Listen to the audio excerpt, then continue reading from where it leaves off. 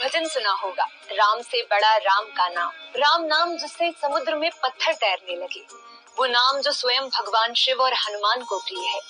राम नाम जो जन्म से मृत्यु तक किसी न किसी रूप में हमारे साथ रहता है। राम का नाम स्वयं राम से भी बड़ा है। दैनिक भास्कर की खास सीरीज राम नॉलेज के तीसरे एपिसोड में जानेंगे कि भगवान राम का जिक्र सबसे पहले कहाँ मिलता है और किन किन भाषाओं में राम कथाएं लिखी गई हैं। अकेले रामायण को ही अलग अलग तरीकों से पढ़ा और कहा गया है। दुनिया भर में 50 से ज्यादा भाषाओं में राम कथा लिखी गई है। पहली बार राम नाम का जिक्र 1500 से 1000 ईसा पूर्व ऋग्वेद में मिलता है। ऋग्वेद में रामायण के 4 पात्रों का उल्लेख है, इक्ष्वाकु, दशरथ, राम और सीता। हालांकि चारों का जिक्र अलग अलग जगह पर मिलता है। इक्ष्वाकु, दशरथ और राम राजा के रूप में है, वहीं सीता को कृषि की देवी कहा गया है। इसके बाद राम का जिक्र वाल्मीकि रामायण में आता है। हालांकि वाल्मीकि रामायण को लेकर अलग अलग दावे हैं। प्रोफेसर बुल्की अपनी किताब राम कथा का इतिहास में लिखते हैं कि रामायण ईसा पूर्व की दूसरी शताब्दी यानी करीब 2400 साल पहले लिखी गई थी। कामिल के मुताबिक रामायण से पहले राम कथा का जिक्र दशरथ जातक में मिलता है, जो आज से करीब 2600 साल पहले लिखी गई थी।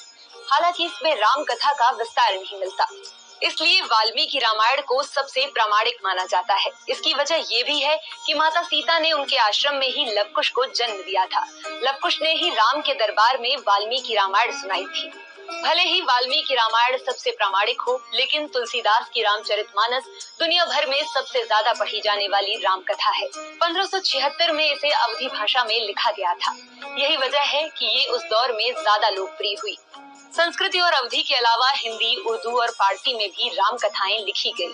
1584 से 1588 के बीच अकबर ने अलबदायुनी से वाल्मीकि रामायण का उर्दू और जहांगीर ने फारसी में अनुवाद करवाया। आगे चलकर शाहजहां के शासनकाल में रामायण फैजी लिखी गई। 17वीं शताब्दी में तजुर्मा-ए रामायण लिखी गई। ये सभी वाल्मीकि रामायण के उर्दू ट्रांसलेशन थे। इनके अलावा उड़िया, तेलुगु, कन्नड़, असमिया, बंगला, मराठी, गुजराती समेत कई क्षेत्रीय भाषाओं में भी राम कथा लिखी जा चुकी है। भारत के अलावा राम से जुड़ी कथाएं विदेशों में भी लिखी गई हैं। नेपाल, तिब्बत, पूर्वी Turkestan, Java, Indonesia, Indochina, Burma, Thailand और कंबोडिया, ये ऐसे 9 देश हैं जहां अलग अलग समय पर राम कथा की रचना की गई। 16वीं शताब्दी के बाद करीब 15 विदेशी यात्रियों ने राम कथा को अपने नजरिए से लिखा। फ्रेंच, अंग्रेजी, पुर्तगाली और डच भाषा में कई ऐसी किताबें लिखी गई जिनमें राम कथा का जिक्र है। कथाएं भले ही अलग अलग तरह से लिखी गई हों, लेकिन लोगों के मन में बसने वाले राम एक ही हैं। ऐसे ही और वीडियोस के लिए जुड़े रहें दैनिक भास्कर ऐप पर।